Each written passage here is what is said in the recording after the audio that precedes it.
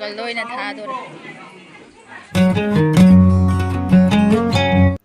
แม่ปนมปะฮัมบดครามจรีอดูกางสีคนนี้ละอีเสให้ยังนมาจิงนุ่มเสอิมาปันทอยบิกิรัดปุจจาตัวบิกิคนน่ะงามจับอิมากิมพัมดางามจับจิงให้เลยไปชางามกัดปลายเนี่ยหัวเจียอดูกาคนน่ะสรวยงารวยค้างบิกิจิงชุบเรียอดูกาสิกับพมีบากากานิสินะสรวยงารวยค้างบิกิจิงดูเล่าระกมวยบอสตาดับเจริญดูกาสิดาพมีสินะไม่ยามนักกัดปะเซนไม่ยามดูสิกับมามิงอีริเนี่ยอดูค่อยหัวเจียไปชาปีเรียลายเด็กกัดปะไปชาดูสิกับมามิงอิสระเลดูกายามคุยน่ะดีพัมเดรสสิกับใครน้อยดีสันตาตาสลักปนะเอาเจียค่อยสิกับทัวร์ก็จัลนี่ดูกา The next day เที่ยงยังก็สิค่อยมีบอกทุเรศมาดิไอ้สิหันทุกเลยบอกก็ดูมาชี้เสียค่อยไอ้สมัยที่จำน่ะเสียเลยเที่ยงกันบัดนี้นะดูค่อยจะไว้ทุลักตีค่อยจะไว้เสียไอ้คือจะเรียบปากง่ายเลยเนี่ยดูไปให้ตัวน้องครั้งเดียวเที่ยงไปเสียมันตั้งไงนะฮะเรียกแต่ไอ้แต่เห็ดตั้มหันเลยไอ้ตั้มคุยจังยังไม่ตัวน้องครั้งเดียวมั้ย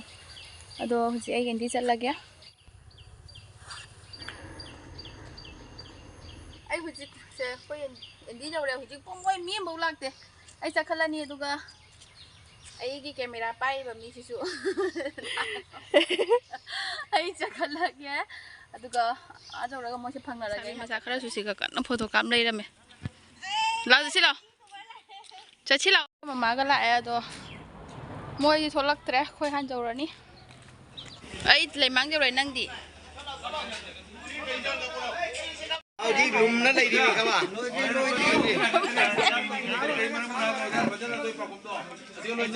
แล้วไก่มาลีเนี่ยไก่ดี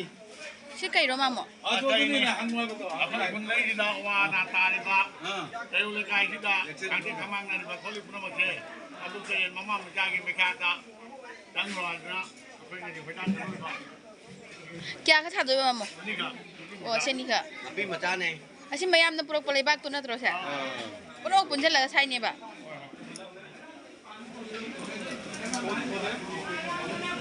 รามาเลยบอกไก่ตัวเรียนได้ตัวตัวมาหมดเสียว่างร้านทางเรื่องนี้ว่างเราแล้วก็จะคิดดูอยู่ตลาดโอ้ชิงหลายๆชัดตัวเราจะทงจะตัวหรอทงด่าการีตรงคนด้วยป่ะเตรามาคงดูจะตัวป่ะอันนี้ตัวเรียนเตรามาคงดูกันคุณมาใกล้มานักที่เตรามาคงไงก็เตราตัวตู้เราไม่ต้องดีไลน์มุดดีกันกันที่ฉันตัวต้องกันดีที่แม่ปี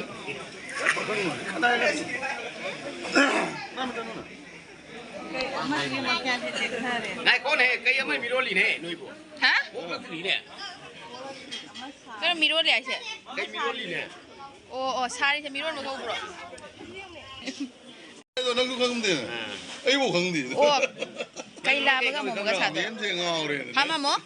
ไก่ลาบก็มุมก็ชาตัวได้ปะอาจารย์อุปสินะลาบ่อยดีกว่ามาจ้าสินะมุมบีจริงเลยจริงกันไหนลาไปสิแกหรอมาเจ้าสิเดียวตัวนั้นไม่ยากเจ้ามันนี่เนี่ยเจ้าอุปสินะไม่ยากเจ้าหรือเนี่ยมันมาจ้านี่นะโอ้โหนุ่มตุ๊ตาคือเขามีผู้เล่นงอเคยไม่ทันเลย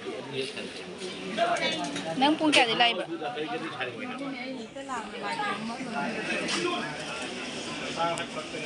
ไอ้นี่ลอยสลิงไอ้ตั้มทิ้งครับบรา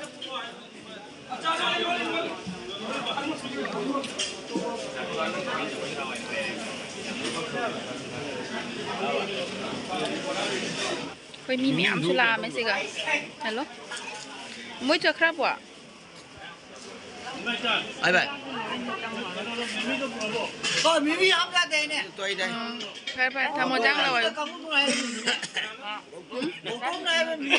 ไม่น่ามาไงเขาดิ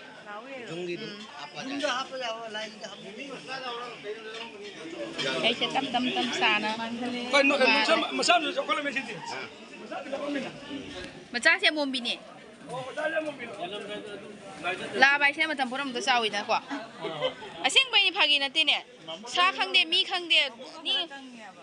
ลาไปใช่ไหมไม่ชรุชรังเดียวมาทำพวกเราตัวเศร้าอีกบ่คุยหกตรงมาตัวสุดยังน่ะนี่ปั๊มเจ้าซึ่งเราไว้ tắm nó làm Thì mình cha này pa mà cha cho cô cháu ấy đi. Mai tới đây là khẩn mình. ấy lại đi khuram rồi xin lỗi là lại khuram mà kìa Mai cái lẩu đuôi đuôi ngang ngang. mà món này em nè phải dân cái sari Ôi. Ai cái này đâu cái một cái gì. Tôi làm không. man kale mẹ thằng ai làm mà mua cái đây đi xả bát tầm mấy nó sẽ cái đi xả bát tầm mấy nó Ni caban tha bata si mayam am chang nang mong ki sar mi ma. ô Kai de ne. Lai ki mi thabak to ko ai matam mong ki sar yo. Abo mo ki photo taw ri si ga na ba di na ta ba nang ki ni sa ba dong nang sa bi ro mo. hồi đó bố đi xả pin nu cái này khani này này ini kayak nó xóm thiêng lại đi xóm nào cơ hả làm mẹ rồi ấy là thiêng làm tôi mà Lại không nuôi hết quá. Anh ngu vậy bà. Cái là cái ấy lại from đây nè sáng yên đi đây photo cáp phô bằng cũng nó mặc lại mi đâu đi mà photo cáp Asing binung-binung ay jambi ne chahi mane akhoi jambi siga photo cáp kia ba oi chap mane mi jo jambi su jam ningjang nge atuga khoi nem ton jam ningjang i bo khoi nem ton interview do sum bane lai gi thabak se jam thati thawai jau je ba để cham lai gi tau ba ma han ne ko tau rai tam dai ram ba cha da thak da nei jam noi te han ba gi blog ta di myam jau ba ne ba ma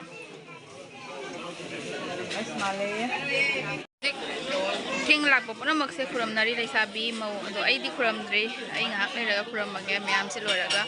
ingat tập na khuram cái mà mua lôi ra bao sao ạ ngàn khơi lên mà sao thế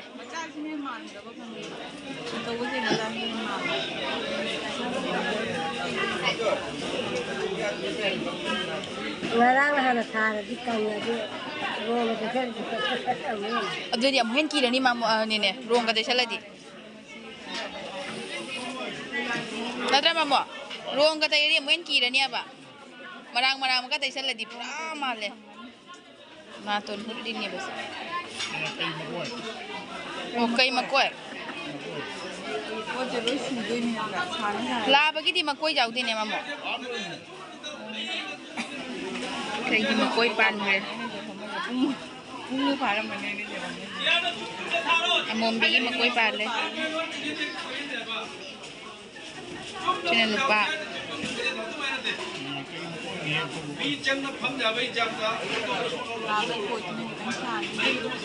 Kan basu hele la bai koi sina. Hai di ma pop chau ba hele. La ba ni dana garam chau ba. 어 여보. 당신이 무슨 소? 당신 남자 또 이리로 가리. 불안한 거 아니요. Ala pemijam lah ibu. Ibu tu nak dekat tu mungkin. Letak ni apa juga macam ni begini. Ala pemijam baik.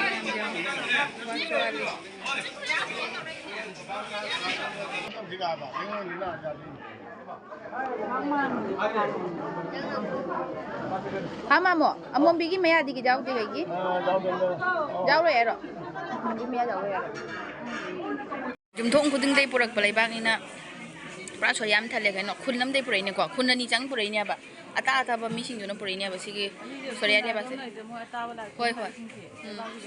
Nanti ngarang nahan mic telau gi ko di ta haudre. Ngarang ayuk ta. Hai mare. Adu gini. Ini bujian mungkin dah tahu tu. Ha? बिजली कुछ नहीं था Bijili ko sida. Hone. Mga jungle da thadok to ni dana. Ma di akhoi gi mina lai bam hum da lai wai di tam da bani na. Jungle loi na tha do.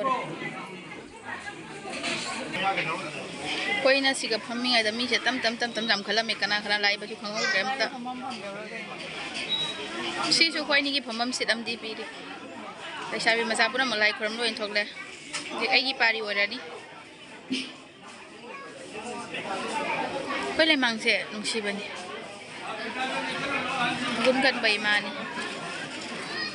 Zik loi re. Kay saba. Mamo loire ko. Hujik pura loire kay saba. Wala ka nang mga ganito kung ako hindi ka. Apa yang ini? Laknya itu laknya. Oh, tiang lak pa mi gin ra. Kayaknya jangan satu koma tam jauh ya. Kum hak tang di ngai hi ni. Keno di mi lak pa da khara tiang lak pa mi purak pa lai bak kum hak pa ni hai ri mamo no. Sai macha sing gi phambam.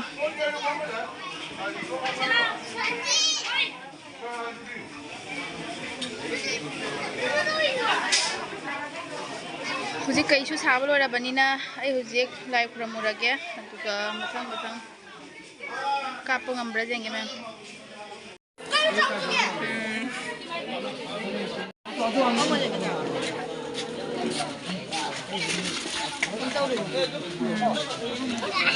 Ôi lão nè, không tu để lão nè. Ta phi xe lấy cái nó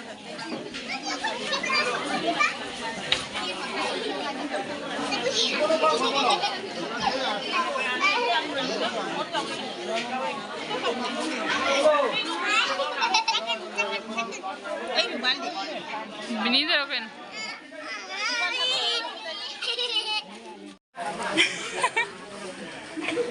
Cehe tengok.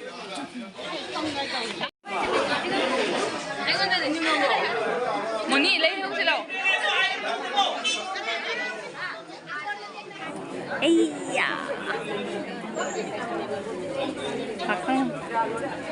Pakang sabi.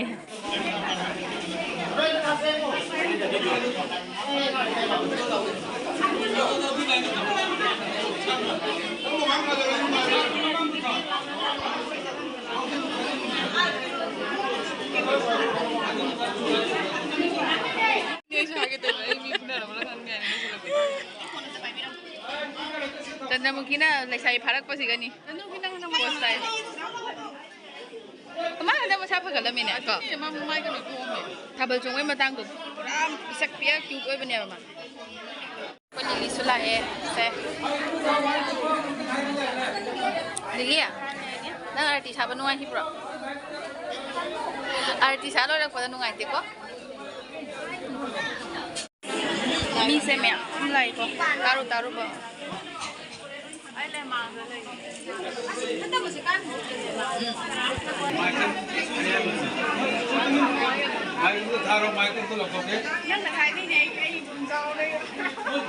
Matro lai sabi ado masak phajab to jaw gada bani ne. No ba goli phag.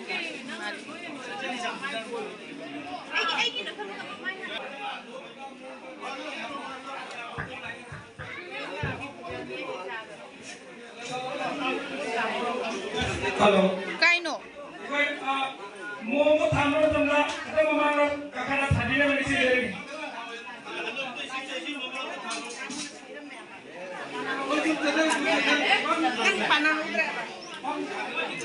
Mom se carpet ki mana ka thanjil la me aba duna ne ba carpet sok ko re duna mamang thana bhai carpet mana ka thanjil la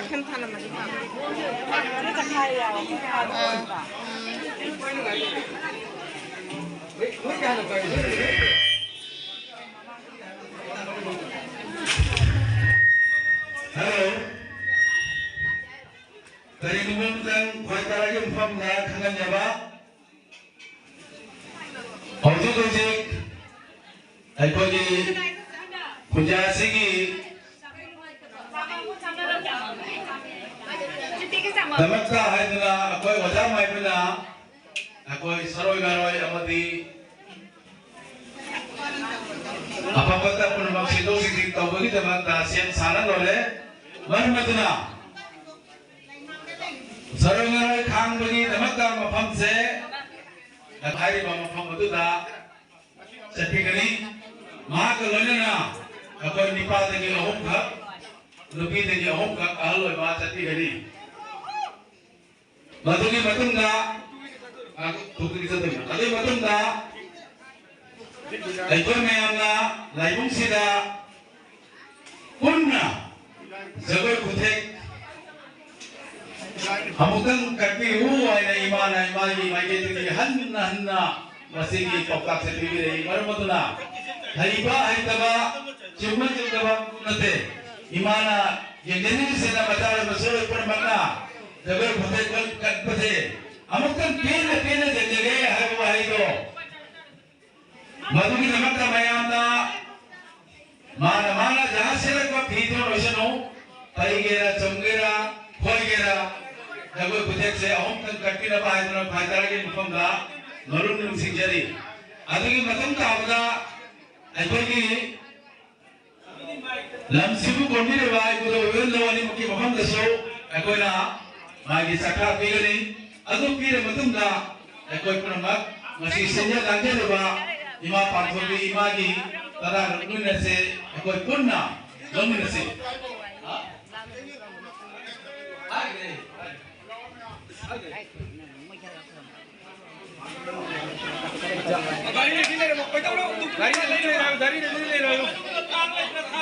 Jatuh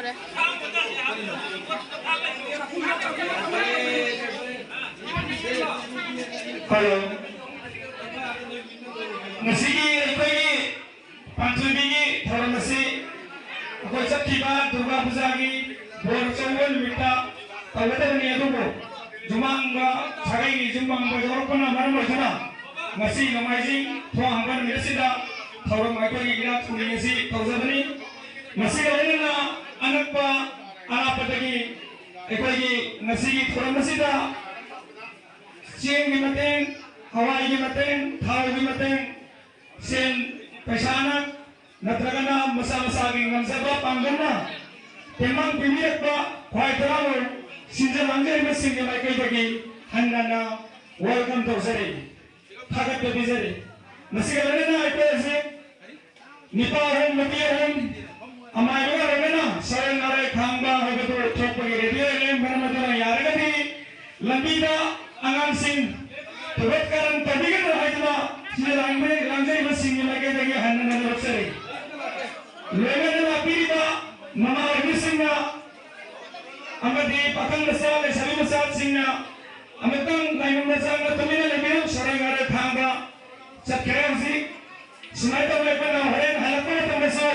labinda tubat karan tabigan na ba hanan na roksari sarangare khanga Gi halak pamatung ba ekor gi ngasagi laifona hajira pa pohtage matung na ekor gi jagai matega matung risal ka kang mau na ekor hal mantunna unni nasi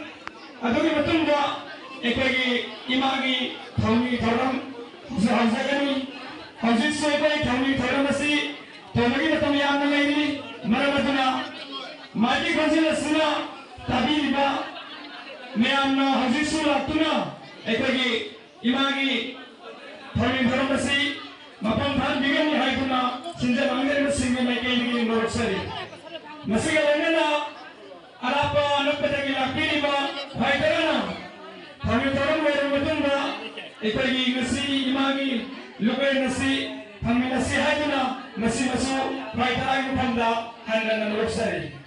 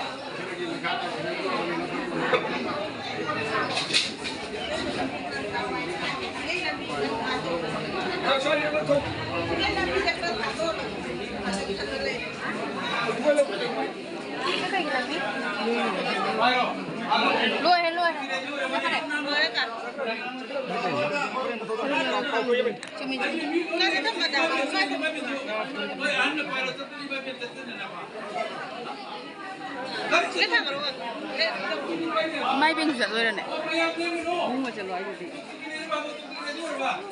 Halo, apa kesulitan dan misi dari mayam ekoi sering oleh tangga terke karena macam mayam tu ni nak ada apa lagi tu berkata berbeda dengan misi dari ꯑꯗꯨꯒ ꯂꯩꯗ ꯉꯥꯏꯍꯥꯛꯇꯪ ꯊꯦꯡꯒꯠꯅ ꯂꯩꯕꯤꯅꯕꯒꯤꯗꯃꯛꯇ ꯅꯤꯡꯁꯤꯡꯖꯔꯤ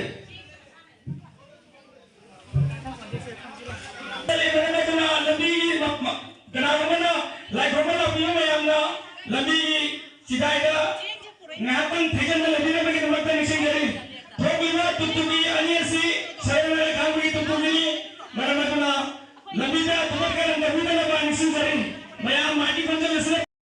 ꯍꯟꯗꯛꯀꯤ ꯄꯨꯖꯥꯒꯤ ꯁꯤꯖꯟꯁꯦ ꯑꯩꯈꯣꯏꯅꯤ ꯌꯥꯝ ꯄꯨꯜꯂꯤꯌꯦ ꯇꯥꯡ ꯑꯃꯗꯩꯗꯤ ꯄꯨꯟ ꯐꯪꯔꯣꯏꯕ ꯁꯦ ꯏꯅꯥꯎ ꯃꯌꯥꯝꯁꯨ ꯂꯥꯛꯑꯦ ꯑꯉꯥꯡ ꯃꯌꯥꯝ ꯏꯆꯥ ꯏꯁꯨ ꯃꯌꯥꯝꯅꯤꯁꯦ ꯆꯥꯅ ꯊꯛꯏꯁꯦ ꯑꯩꯉꯣꯟꯗ ꯏꯕꯣꯛ ꯊꯣꯛꯄ ꯑꯉꯥꯡ ꯉꯥꯛꯇꯅꯤꯁꯦ ꯑꯩꯁꯦ ꯄꯤꯛꯆꯔꯁꯨ ꯏꯕꯣꯛꯀꯤ ꯃꯤꯡꯊꯣꯟꯗꯤ ꯈꯪꯉꯕ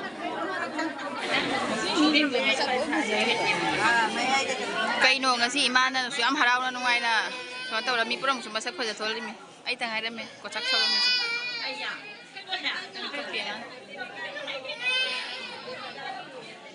ꯅꯦꯅꯦꯁꯤꯁꯨ ꯍꯧꯖꯤꯛꯇ ꯂꯥꯛꯏ ꯃꯥ ꯈꯇꯪ ꯊꯦꯡꯈ꯭ꯔꯦ ꯂꯥꯛꯄꯗ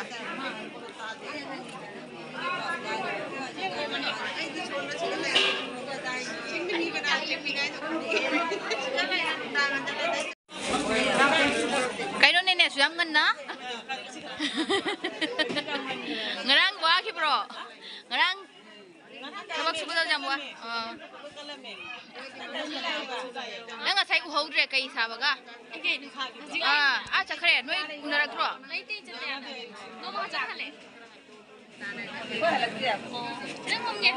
ꯀꯥꯞꯀꯤꯁꯦ ꯊꯦꯡ ꯊꯦꯡ ꯂꯥꯛꯄ ꯃꯤꯁꯤꯡꯁꯦ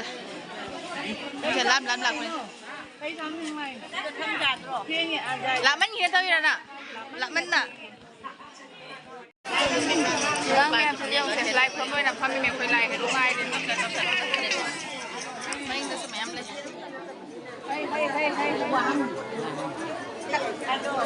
ꯑꯩꯈꯣꯏ ꯖꯒꯣꯏ ꯁꯥꯗꯣꯔꯦ ꯑꯩꯁꯨ ꯖꯒꯣꯏ ꯁꯥꯔꯅꯤ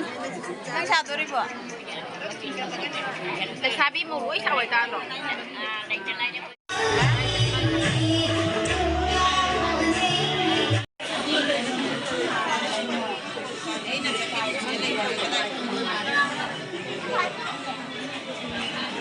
ꯅꯨꯆꯥ ꯁꯥꯃꯨꯂꯥꯒꯤ ꯀꯩꯅꯣꯁꯦ ꯌꯥꯝ ꯐꯖꯩꯌꯦ ꯏꯪꯅ ꯇꯧ ꯐꯖꯩꯕꯣ ꯐꯤꯖꯨꯞꯁꯦ ꯁꯤ ꯁꯅꯥꯒꯤ ꯄ꯭ꯔꯣꯗꯛ ꯉꯥꯛꯇꯅꯤꯕ ꯅꯣꯏ ꯄꯥꯝꯃꯗꯤ ꯍꯥꯏꯅꯔꯣ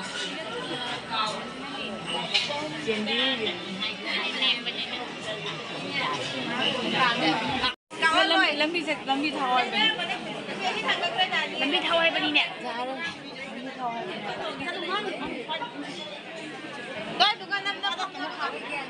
ꯂꯩꯕꯤꯔꯤꯕ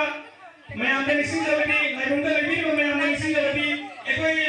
ꯄꯥꯊꯣꯏꯕꯤ ꯂꯝꯕꯤꯗ ꯆꯠꯂꯛꯄ ꯃꯇꯝꯗ ꯀꯣꯛꯅꯗꯅꯕ ꯂꯝꯕꯤꯒꯤ ꯁꯥꯏꯠꯇ ꯂꯩꯕꯤꯅꯕꯒꯤꯗꯃꯛꯇ ꯅꯤꯡꯁꯤꯡꯖꯔꯤ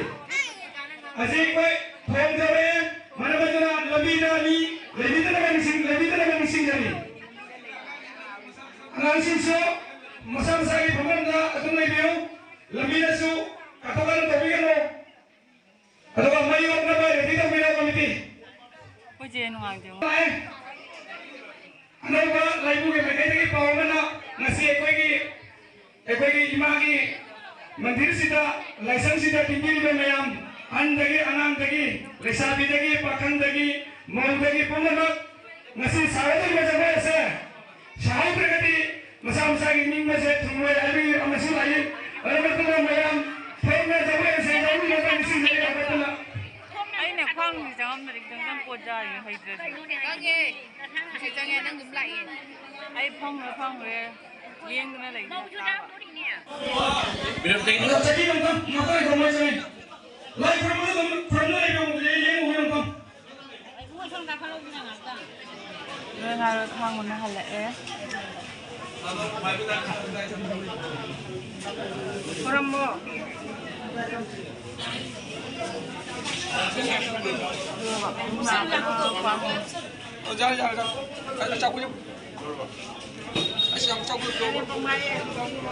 ꯆꯠꯅꯔꯨꯕ ꯀꯥꯡꯕꯨꯁꯤꯡꯗꯣ ꯅꯠꯇ꯭ꯔꯣ ꯂꯥꯏꯁꯦ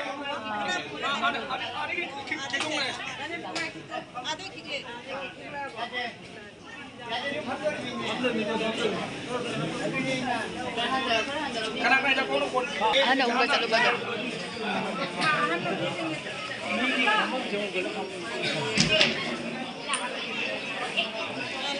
이네 어디서 ꯆꯠꯂꯨꯔꯤꯅꯣ 누가 ꯑꯍꯨꯝ ꯅꯨꯄꯤ ꯑꯍꯨꯝ ꯌꯥꯎ ꯆꯠꯂꯤꯗꯣ 누가 ꯑꯍꯨꯝ ꯅꯨꯄꯤ ꯑꯍꯨꯝ ꯍꯥꯏꯕ 나 어흥이 라이브. ꯍꯧꯖꯤꯛ ฮัลโหล ꯃꯣꯏ ꯍꯜꯂꯛꯑꯕꯅꯤ ꯖꯒꯣꯏ ꯁꯥꯔꯅꯤ ꯅꯠꯇ꯭ꯔꯥ ꯉꯁꯤ ꯚꯤꯗꯤꯑꯣꯁꯦ ꯈꯔ ขอเชิญअमतन कटपियो है बसे कमिटी की बगे दी अमदी इमानी पंपिल बुतुना है जबनी मरमतुना अको जे मयाम सेन साधन लेबिलो अको समगातन सेगी से थाकनी मानी मतुंगिना कांजादु बुतुना मान कोडिंग मान लेनिंग बा आवदा कनातन करी मायरो คุณนักกันลำตะโกนแล้วสิใจคุณนักกันลำตะโกนแล้วสิใจคุณนักกัน जगोई साबी थोड़ा मसे खौरनी थोड़ा मतुना कुजासी हमारे आपा अनपजगी लगी लगी बा मेरा लेखा पीने वाली सिंह जरूर सियार का फिर बताओ लेसाबी सिंह ना थोड़ा नान कुमारी नसा सिंह सो थोड़ा नान कोई कुमारी मीनपन की बा ऐसी จกอยสาจะมีพลังตัวเล็กโอ้ยเขาก็รู้เนี่ยจกอยสาสิเนี่ย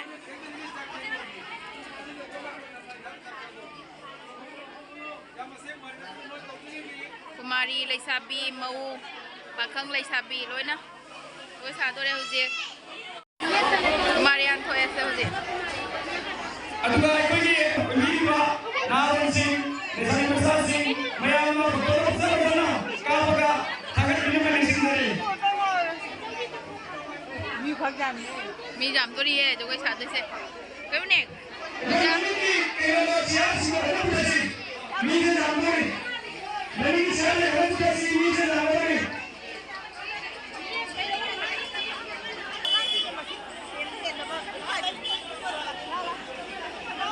มีพลังมาแค่สาด้วยดิขอเล่นเช่าขอเล่นเช่า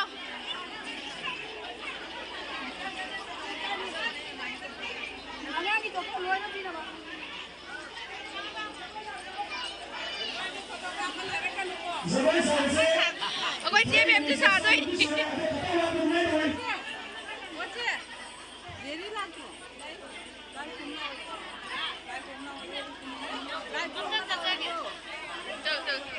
मैंने की चार सिंह ने จะไอ้หางเราเรื่องหลักเนี่ย थोड़ा सालो हो ना मैं खुशी में तो थोड़ा जगोई की नसी जगोई सी मैंने तो नाम मसला का केला फुसा मसला का भी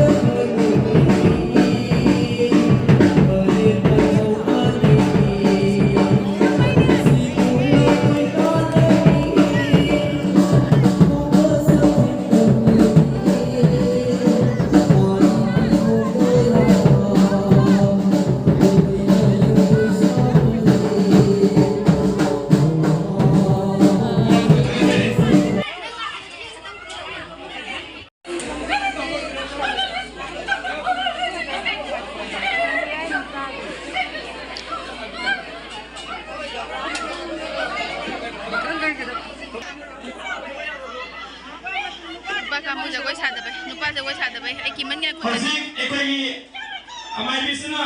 phone basi ekoi nipa kam bu joi sa ta ba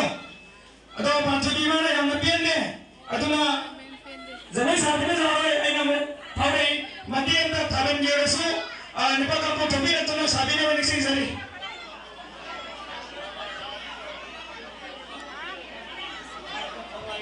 to nipa kam matiam ta to si na ta ni jam na ya kai ma panchami na ho ne matiam ta isu second mo ko isu min me mana ta isu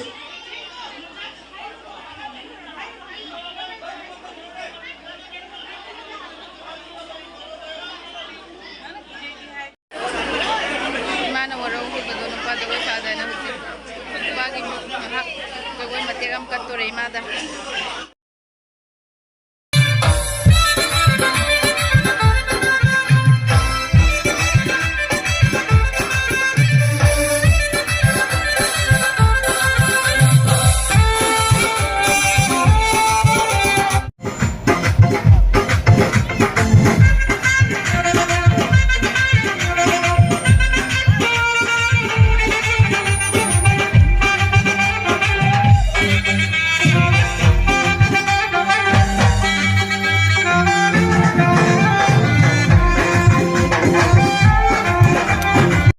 hꯧꯖꯤꯛ ꯊꯥꯕꯜ ꯆꯣꯡꯕ ꯂꯣꯏꯔꯛꯄꯗ ꯅꯨꯄꯥ ꯃꯆꯥꯁꯤꯡꯁꯦ ꯂꯥꯏꯕꯧꯗ ꯂꯣꯏꯁꯜꯂꯨ ꯍꯥꯏꯅꯀꯣ ꯂꯥꯏꯕꯧ ꯃꯣꯏꯁꯦ ꯍꯩꯔꯁꯨ ꯍꯩꯇ꯭ꯔꯁꯨ ꯀꯔꯤꯝ ꯀꯥꯏꯗꯦ ꯏꯃꯥꯗ ꯀꯠꯄ ꯖꯒꯣꯏꯅꯤ ꯍꯥꯏꯅ ꯂꯥꯏꯕꯧꯗ ꯂꯣꯏꯁꯟꯕꯒꯤ ꯃꯣꯏꯗ ꯂꯥꯏꯕꯧ ꯁꯥꯍꯜꯂꯤ ꯍꯧꯖꯤꯛꯁꯦ ꯏꯃꯥ ꯄꯥꯟꯊꯣꯏꯕꯤꯗ ꯖꯒꯣꯏ ꯀꯠꯄ ꯂꯣꯏꯔꯒ ꯃꯌꯥꯝꯁꯦ ꯑꯃꯨꯛ ꯄꯨꯟꯅ ꯂꯥꯏꯁꯣꯟ ꯁꯣꯜꯂꯒ ꯂꯥꯏ ꯈꯨꯔꯨꯝꯕꯒꯤꯗꯃꯛꯇ ꯉꯥꯏꯅꯔꯤꯃꯤ ꯑꯗꯣ ꯂꯥꯏꯁꯣꯟꯁꯤꯅ ꯂꯥꯏꯕꯨꯅ ꯂꯥꯏꯁꯣꯟ ꯁꯣꯜꯂꯒ ꯑꯩꯈꯣꯏ ꯃꯌꯥꯝꯅ ꯄꯨꯟꯅ ꯍꯥꯏꯔꯒ ꯄꯨꯟꯅ ꯑꯃꯨꯛ ꯈꯨꯔꯝꯃꯅꯤ ꯑꯗꯣ ꯍꯧꯖꯤꯛ ꯂꯥꯏ ꯈꯨꯔꯨꯝꯕ ꯍꯧꯔꯝꯗꯥꯏꯒꯤ ꯂꯥꯏꯁꯣꯟ ꯍꯧꯔꯝꯗꯥꯏꯒꯤ ꯃꯌꯥꯝ ꯄꯨꯝꯅꯃꯛꯁꯦ ꯃꯥ ꯃꯥꯅ ꯐꯝꯕ ꯃꯐꯝꯗꯒꯤ ꯀꯨꯝꯊꯔꯒ ꯂꯥꯏꯒꯤ ꯂꯩꯃꯥꯡꯗ ꯑꯩꯈꯣꯏ ꯄꯨꯟꯅ ꯂꯦꯞꯃꯤꯟꯅꯔꯒ ꯂꯥꯏ ꯈꯨꯔꯨꯝꯕ ꯍꯧꯔꯅꯤ Nazamli karisu khunga bana chade haijaba suna chade do asoi bacha bajao khiba ram bacha ma bajao khiba ha ke da bwana busu ha yauda ayar da bwana busu ma bana na ha khiba na chade karisu khunga bana chade do kon thau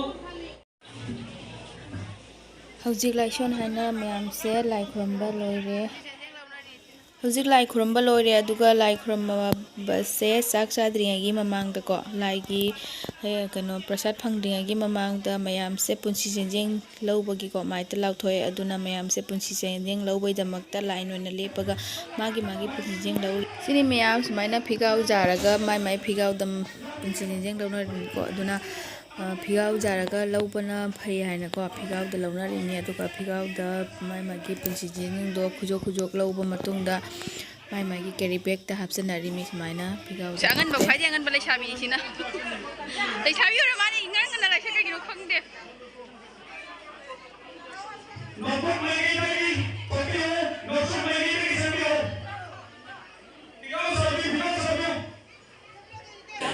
ꯍꯣꯏ ꯄꯨꯟꯁꯤ ꯆꯦꯟꯖꯦꯡ ꯆꯦꯟꯅꯔꯤꯔꯣ ꯂꯥꯏꯅ ꯄꯤꯔꯛꯄꯗꯣ ꯑꯃꯨꯛ ꯆꯦꯟꯅꯊꯣꯏꯔꯣ ꯄ꯭ꯔꯁꯥꯗꯤꯅꯤ ꯑꯍꯥꯟꯕꯗ ꯆꯥꯈ꯭ꯔꯒ ꯂꯦꯝꯍꯧꯕ ꯈꯔꯗꯣ ꯑꯃꯨꯛ ꯑꯩꯈꯣꯏ ꯃꯊꯪꯗ ꯁꯣꯏꯗꯅ ꯆꯥꯅꯕꯒꯤ ꯁꯤꯖꯒꯅꯤ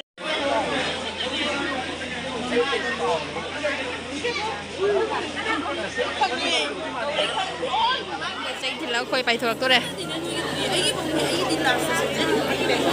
ꯌꯥꯝꯅ ꯃꯤ ꯃꯨꯟꯅꯗꯣꯏꯅꯦ ꯍꯧꯖꯤꯛ ꯃꯨꯟꯕ ꯐꯪꯍꯧꯗꯕꯗꯨꯅꯅꯦ ꯆꯥꯛ ꯆꯥꯈ꯭ꯔꯕꯅꯦ ꯃꯌꯥꯝ ꯇꯞꯅ ꯃꯌꯥꯝ ꯇꯞꯊꯁꯤ ꯃꯊꯪꯗꯕꯨ ꯑꯩꯈꯣꯏ ꯆꯥꯒꯅꯤ ꯍꯧꯖꯤꯛ ꯑꯍꯥꯟꯕꯒꯤ ꯁ꯭ꯇꯦꯞ ꯆꯥꯕ ꯍꯧꯔꯦ ꯆꯥꯛꯈꯨꯝ ꯑꯁꯤꯗꯤ ꯑꯩꯈꯣই ꯑꯋꯥꯠꯄ ꯂꯩꯇꯦ ꯃꯥꯅ ꯑꯗꯨꯝ ꯑꯍꯥꯟꯕ ꯆꯥꯛꯈꯨꯝ ꯄꯔꯦꯡꯅ ꯊꯣꯡꯈꯤꯕꯗꯣ ꯑꯗꯨ ꯃꯇꯨꯡꯗꯗꯤ ꯃꯥꯅ ꯄꯪꯊꯣꯡꯗ ꯊꯣꯡꯕ ꯌꯥꯅꯤ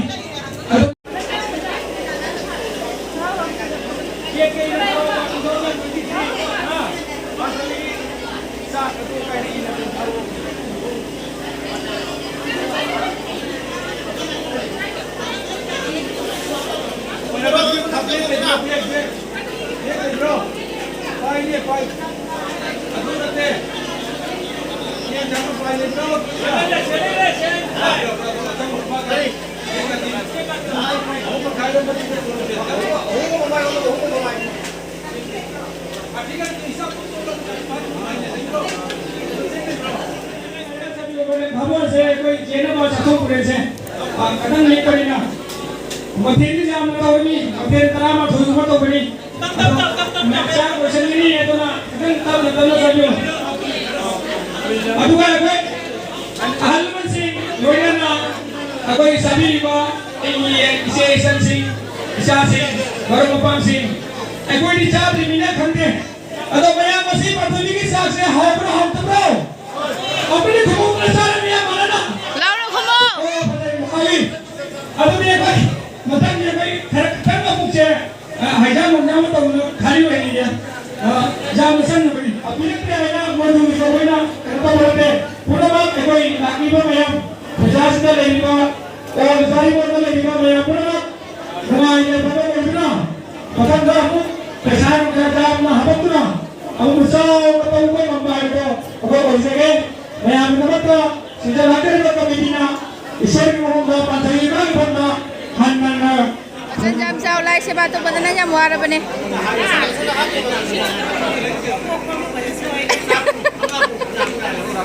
सोदे बचन ना खजा हब्सन बिरमु अन्नी का हब्सन बिरमु लाइक से बात तो बदवारा में ngang से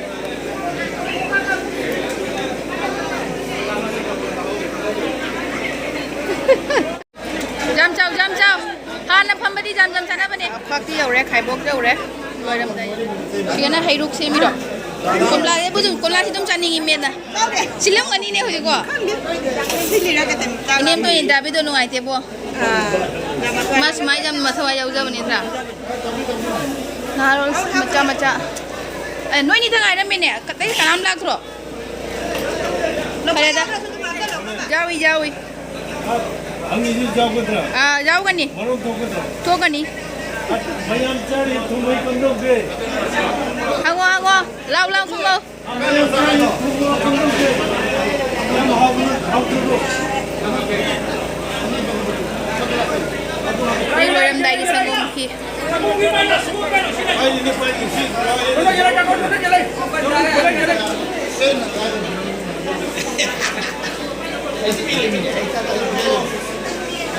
सो मंगी से तुमको समूह visa tak sa blore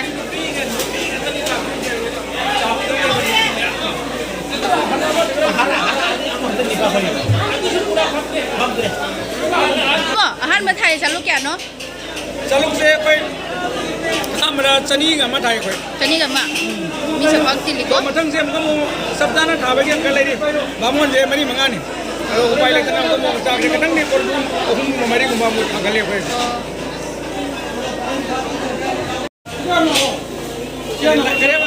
like share subscribe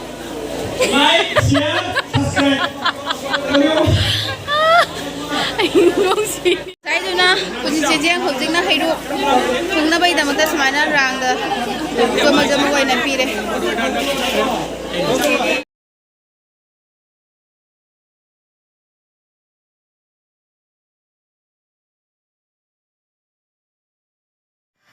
हौजी Imangi रात पूजा लोरे अदुगा लेमांगसु लोइना सिंगदो खतोंगना लोइसनबा हौरे मयाम पुनमक्सु युमदा हनखरे अदुगा मथंगी चहिदा